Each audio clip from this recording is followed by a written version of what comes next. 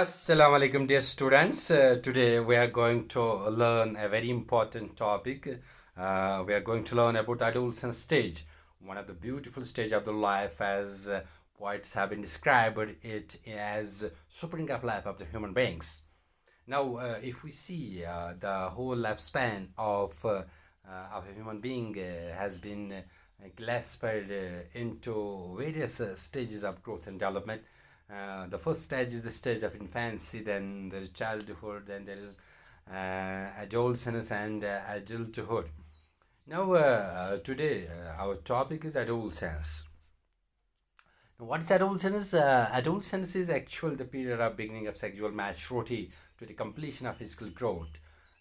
ये adolescence period जो है ये चाइल्डहुड और एडल्टहुड पीरियड के बीच में एक पीरियड है. It begins from the age of 13 to 20. तो यहाँ पे एक इंसान की सेक्सुअल मैच्योरिटी जो है वो बिगिन होती है और फिजिकल ग्रोथ जो है वो ऑलमोस्ट जो ऑर्गन्स है different organs of the body वो ऑलमोस्ट वो कंप्लीट वो ग्रो हो जाते हैं.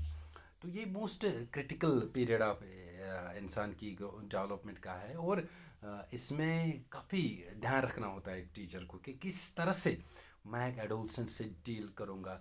बहुत सारे जो पॉइंट्स हैं उन्होंने इसको डिफाइन किया है as the spring of life of human beings, यानी इंसान की ज़िंदगी का स्प्रिंग, बहार इंसान की ज़िंदगी का.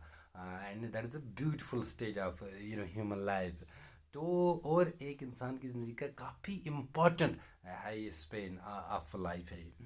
तो अगर हम देखेंगे कि ये वर्ड कहाँ से आया है, it has been derived from Latin word adolescere which means to grow to maturity. That means ये एडोलसीर एक वर्ड है जो लेटिन वर्ड है. तो इसका मीनिंग है कि हम मैच्योरिटी की तरफ जा रहे हैं, टू ग्रो टू मैच्योरिटी. तो इसमें क्या होता है कि इंटेंस ग्रोथ होता है ऑलमोस्ट हर एक एस्पेक्ट्स ऑफ जो ह्यूमन बींग है, चाहे फिजिकल की हम बात करें, चाहे मेंटल की हम बात करें, चाहे इमोशनल की हम बात करें, चाहे सोशल लाइफ की हम बात करें. तो इसमें क्या है कि ये बहुत ही क्रिटिकल पीरियड माना गया है, क्रूशल पीरियड माना गया है. तो जो साइकोलॉजिस्ट ने इसको बड़ा स्ट्रेसफुल पीरियड माना गया है. इवन जो जी स्टैनली हॉल ने काफ़ी इस पर रिसर्च किया, ये एक अमेरिकन साइकोलॉजिस्ट है. ही सेड दैट ये एक ऐसा पीरियड है इंसान की डेवलपमेंट का जिसमें काफ़ी स्ट्रेस होता है, स्ट्रेन होता है, काफ़ी स्टॉर्म होता है और काफ़ी स्ट्राइप होता है.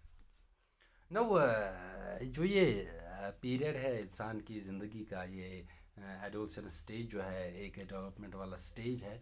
ये इसको हम जैसे मैंने ये भी आपको कहा कि ये चाइल्डहुड और एडल्टहुड के बीच वाला पीरियड, इसको हम पीरियड ऑफ टीनेज भी कहते हैं.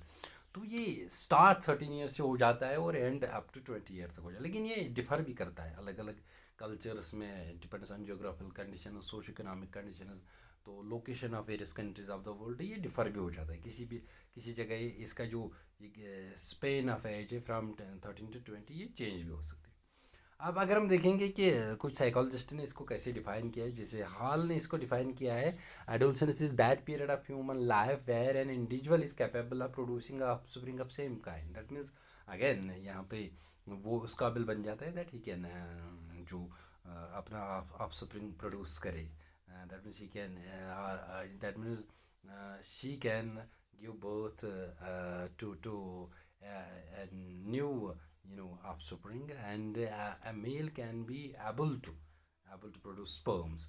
Here Jean Piaget ने कहा है कि adolescence is the age when the individual becomes integrated in the society of adults, and the age when the child no longer feels that he is below the level of his elders but equal at least in rights.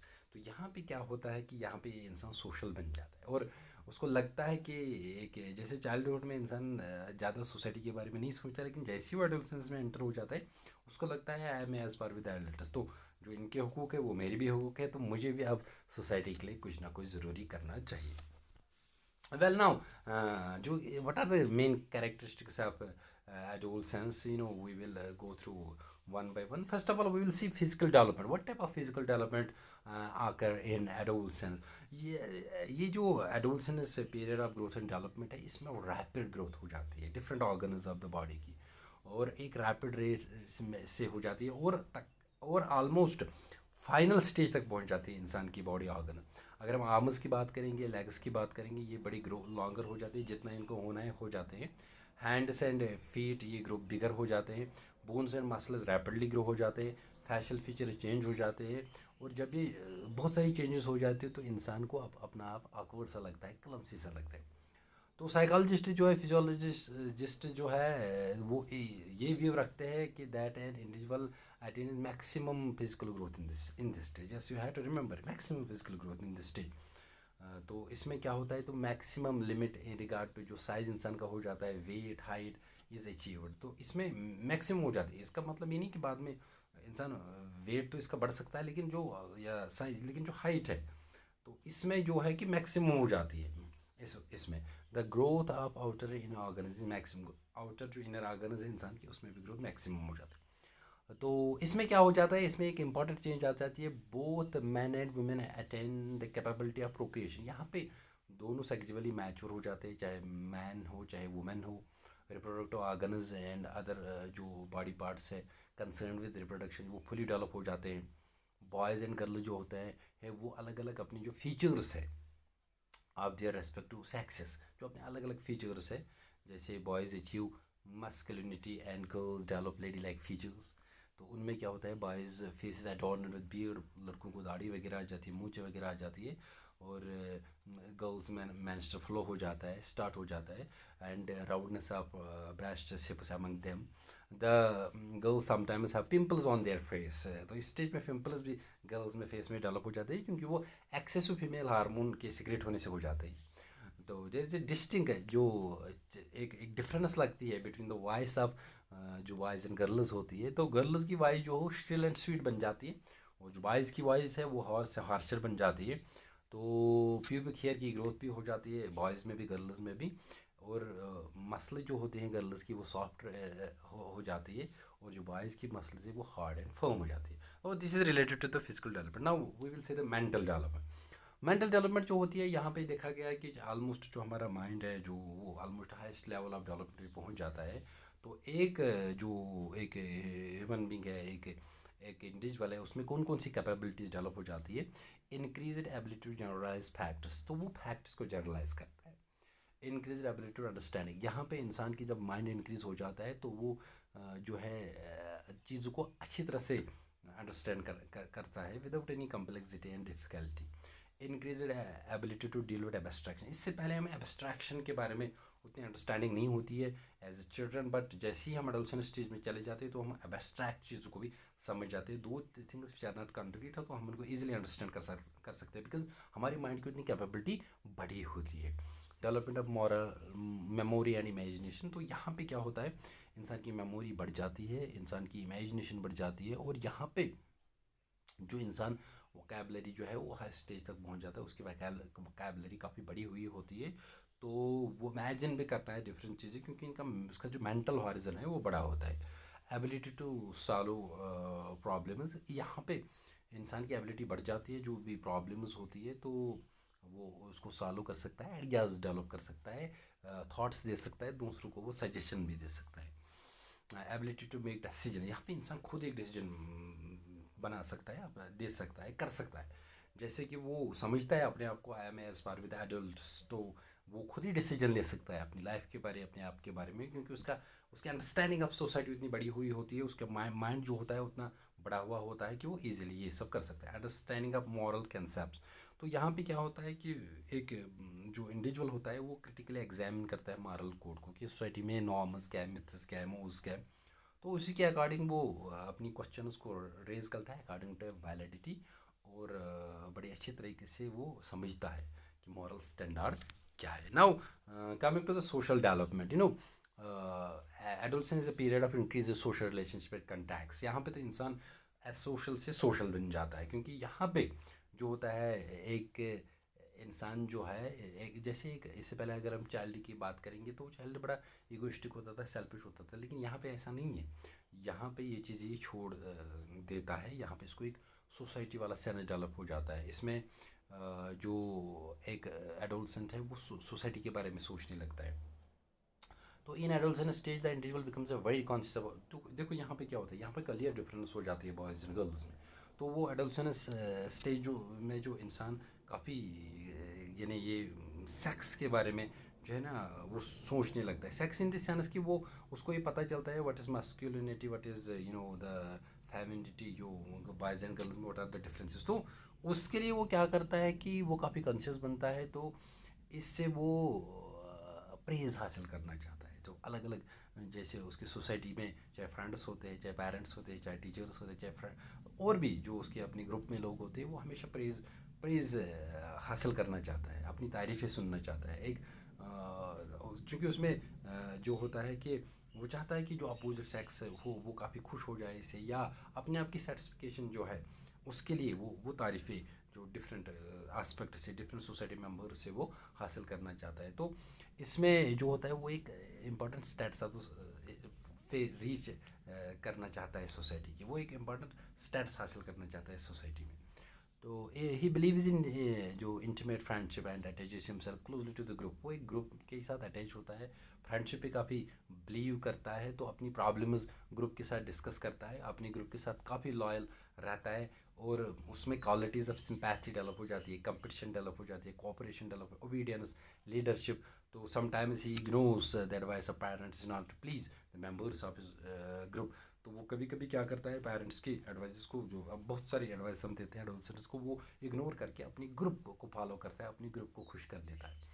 तो adolescent जो होता है उनमें एक deep spirit of patriotism होता है। तो उसको लगता है कि मैं ड्यूटी बाउंड हूँ कि अपनी सोसाइटी को कुछ देना, अपनी कंट्री को कुछ देना। तो उसमें he is a genuine lover for man kind and he is always ready for service of needy. उसमें क्या होता है कि वो किसी भी जगह पे अगर कोई फंक्शन हो, कुछ और हो, वो वहाँ पे एक लीडर की तरफ काम करना चाहता है, बहुत सारे काम करना चाहता है ताकि उसका अटेंशन लोगों को उसकी तरफ जाए।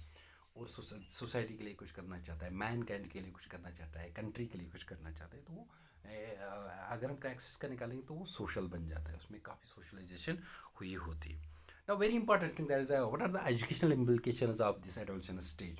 तो हमें किस तरह से केयर करना चाहिए एडोलसेंट्स का, क्योंकि ये बड़ा क्रिटिकल पीरियड होता है। इसमें एक इंसान काफ़ी स्ट्रेस में होता है, क्योंकि बहुत सारी डेवलपमेंट, चाहे फिजिकल हो, चाहे मेंटल हो, चाहे सोशल हो, उसमें हो जाती है। तो वो उसमें एक आइडेंटिटी क्राइसिस जी पैदा हो जाती है। लेकिन हमें किस तरह से उसकी इस एनर्जी को चैनलाइज करना चाहिए। Adolescents have been seen to be worried about the physical changes that witnessed by them. Thus, honest replies to their queries can help them to eliminate or minimize much of the fear and anxiety that the adolescents experience. देखिए यहाँ पे क्या है कि जो बहुत सारी changes होती है एक एडोलसेंट्स में, चाहे फिजिकल ग्रोथ हो, चाहे मेंटल हो, चाहे वो बड़ा परेशान रहता है उससे, ये या सेक्सुअल डेवलपमेंट है, बहुत सारी चीज़ें जो उसमें बॉडी में जो होता है होने लगती है, जिसका एक्सपीरियंस उसको नहीं होता है। तो हम उसको जो वो सवाल पूछे उसको ऑनेस्टली रिप्लाई देना है कि ये एक नेचुरल फिनोमेना है, ये चीज़ें हो जाती है, आपको वरी करने की कोई ज़रूरत नहीं है। ये तो आप एक ह्यूमन बींग हो, ऐसा if she is a male और if he is a male और शी इज़ अ फीमेल, तो हम उसका अकॉर्डिंगली जो उसकी क्वारीज है उसको ऑनेस्टली हम रिप्लाई दे सकते हैं, उसको सेटिस्फाई कर सकते हैं। It's well known fact that both the sexes of this age group are growing into adult men and women. Therefore, the school library and reading rooms must be properly equipped.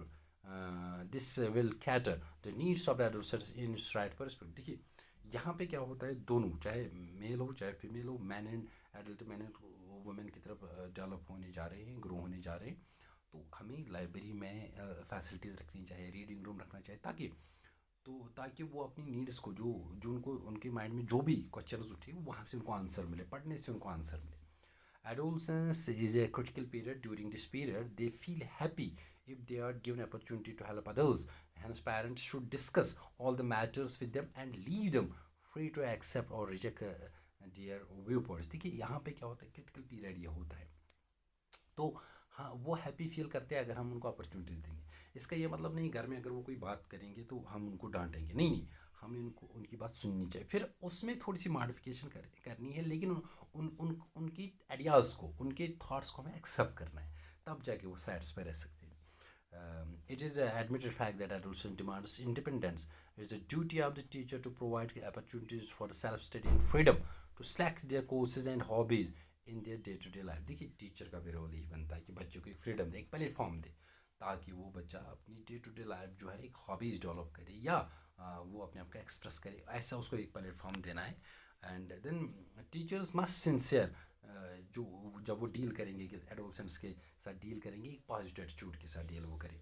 तो teachers को understanding होनी चाहिए जो different characteristics of adolescence है, किस citrus और citrine से ये मतलब के अंडर है। उन पर ज़्यादा बर्डन भी नहीं डालनी है हमें, उनके प्रॉब्लम्स को समझना है, उनकी सेक्सुअल प्रॉब्लम्स को समझना है और उनको गाइडेंस प्रोवाइड करना है। टीचर्स को क्या करना है, जो रिडायरेक्ट करनी है जो उसकी एनर्जीज होती है into fruitful channels through games हम कर सकते हैं, स्पोर्ट्स हम कर सकते हैं, अदर रिक्रिएशनल एक्टिविटीज़ के ज़रिए हम ये कर सकते हैं। तो adolescents should be allowed to participate and take leadership in different activities organization. देखिए हमें इनको एनएसएस में लीडर रखना है, हमें बहुत सारी कमेटीज़ बनानी है जिसमें इनको रखना है, हमें स्पोर्ट्स के अलग अलग जो छोटे छोटे ग्रुप्स बनानी है उनमें इनके as a leader as captain काम करने देना है ताकि इनमें लीडरशिप क्वालिटीज डेवलप। एनसीसी में इनको कहना है हिस्सा लो ताकि इनमें लीडरशिप क्वालिटीज डेवलप हो। To satisfy the curiosity of adolescents, books, adventures, travels, hero biographies should be provide. देखिए हमें क्या करना है, जो एडोलसेंट्स की बहुत सारी क्यूरियोसिटी होती है, बहुत सारी नीड्स होती है, तो इनको सेटिस्फाई करने के लिए हमें इनको क्या करना चाहिए, बुक्स ऑन एडवेंचर्स वो प्रोवाइड करनी है। ट्रैवल्स उनको क्या करना है, जाओ मतलब ट्रैवल्स में इनको सपोर्ट करना है, एक्सकर्शंस में इनको सपोर्ट करना है, जो हीरो बायोग्राफीज है वो उनको पढ़ानी है ताकि वो उनको पढ़ के वो एक क्या करे कि अपने आप में से जो उनकी वो नीड्स है, एस्पिरेशंस है, वो सेटिस्फाई हो जाए। Thank you.